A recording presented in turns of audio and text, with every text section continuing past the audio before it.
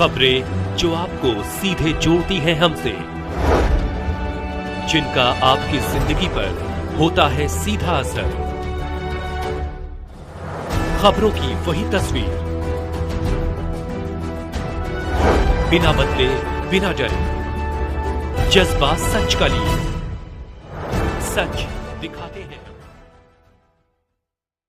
राष्ट्रपति पदक प्राप्त 97 वर्षीय वयोवृद्ध तिलक राज कपूर वाराणसी के परेड कोठी स्थित सुभाष नगर कॉलोनी अपने निवास पर भारत टीवी 24 न्यूज के सिटी रिपोर्टर पीके शर्मा से वयोवृद्ध तिलक राज कपूर ने इंटरव्यू देते हुए कहा, कश्मीर क्षेत्र के पहलगाम हिंदू निहत्थे पर्यटक आतंकवादियों के द्वारा 26 पर्यटकों का निर्मम हत्या कर दिया गया, जिससे पूरा देश मर्माहत है। श्री कपूर ने बताया, हमने भी अंग्रेज छोड़ो आंदोलन हो या हिंदुस्तान के साथ और युद्ध हुआ, वो समय भी हमने देखा है, लेकिन धर्म पूछकर हिंदू पर्यटकों को मारना सरासर गलत है। मुझे बहुत दुख है। हम राष्ट्रपति, प्रधानमंत्री, गृह मंत्री और रक्षा मंत्री से मांग करते हैं, ऐसे आतंकवादियों को जड़ से उखाड़ फेंकने का समय आ गया है। पूरे देश के लिए आतंकवाद का खतरा है। मैं तिलक राज कपूर, राष्ट्रपति पदक प्राप्त 97 वर्षीय ये बाबूजी जो पहलगाम में निहत्थे हिंदुओं के ऊपर धर्म पूछकर आतंकवादियों के द्वारा हमला किया गया है, आप उस पर आपका क्या टिप्पणी है? मेरी प्रतिक्रिया इस पर, पहलगाम कश्मीर में जो निर्दोष 28 लोगों की हत्या की गई, उसमें सबसे पहले उनका धर्म पूछा और धर्म पूछने के बाद उन्होंने कहा कि आप कलमा पढ़िए। तो इसी तरह का ये कलमा की जो बात आई, आज से 78 वर्ष पहले जब देश का बंटवारा हुआ था, तो ये शब्द मेरे सामने भी आ चुके थे।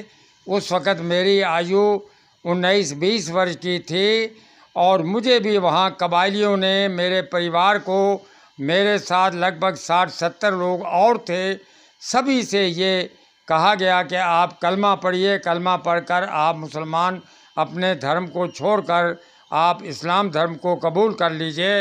लेकिन हम लोगों ने इनकार कर दिया और कहा कि अभी हमको आप टाइम दीजिए। और जैसे ही वो टाइम थोड़ा सा गुजरा, तब तक एक हिंदू मिलिट्री का ट्रक आया और उन्होंने कबायलियों पर जब गोली वर्षा की तो सब भाग गए और हम वहाँ से दौड़ करके जो कैंप था मिलिट्री का, वहाँ आकर शरण ली। लेकिन फिर भी उस वक़्त हमारे साथ के 4-5 लोग, जिसमें 2 महिलाएं थीं, वो कबायलियों के शिकार बन गई थीं। तो आज मैं जब कलमे की बात सुनता हूँ तो मुझे दुख होता है कि 75 वर्ष के अंदर ज़रा भी परिवर्तन नहीं आया। जो 26 निहत्थे हिंदुओं पर हत्या किया गया है आतंकवादियों के द्वारा, ये प्रधानमंत्री भारत के सरकार से आप क्या अपेक्षा चाहते हैं? भारत के जो लोग हैं वो प्रधानमंत्री से ये चाहते हैं कि आप जब से सत्ता में आए हैं, आपने विकास विकास विकास की बात की है और इसी के साथ साथ नक्सलबाड़ियों का भी सफाया किया। सैकड़ों हजारों नक्सलियों ने आत्मसमर्पण किया। तो जो कि नक्सली हमारे इसी देश के हैं, लेकिन जो व्यक्ति बाहर से आकर के आतंकवाद फैला रहा है, उसमें कहाँ कमी हुई, कहाँ पर चूक हुई, इस पर भी मंथन करते हुए में शांति चाहते हैं। और देश का जो विकास है उसका दरवाज़ा हमेशा शांति के रास्ते से ही जाता है। अगर देश में शांति नहीं होगी, सुखमय जीवन नहीं होगा, मंगलमय नहीं होगा, तो ये विकास क्या करेगा? और जो आपका देश के अंदर जो रेल प्रशासन है या रेल की व्यवस्था है, उसका क्या लाभ मिलेगा?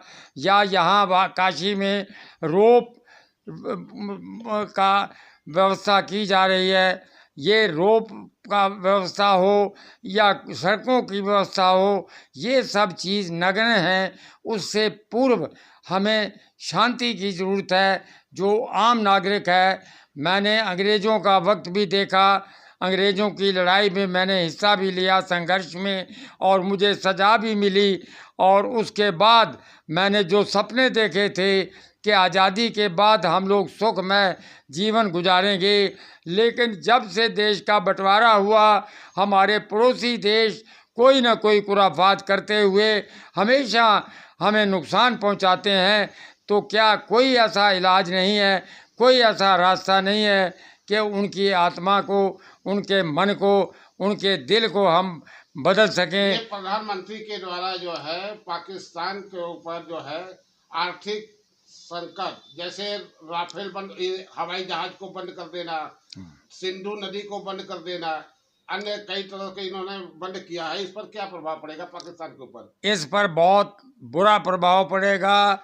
वो इस बात को समझेंगे कि आज भारत हमसे बहुत नाराज़ है, और भारत अभी तो ये शुरुआत है, आगे भी चलकर कार्रवाई कर सकता है। सवाल इस बात का है कि जब दो योद्धा या दो दुश्मन आपस में लड़ाई लड़ते हैं, तो उसके बाद हार जीत जो है उसकी परवाह नहीं करनी है। ये हमारे महाभारत के अंदर भी इस बात को बताया गया है कि आपका जो कर्तव्य है आप उसे करें, लेकिन उसके परिणाम से, उसका क्या परिणाम होगा आप उसे मत देखिए।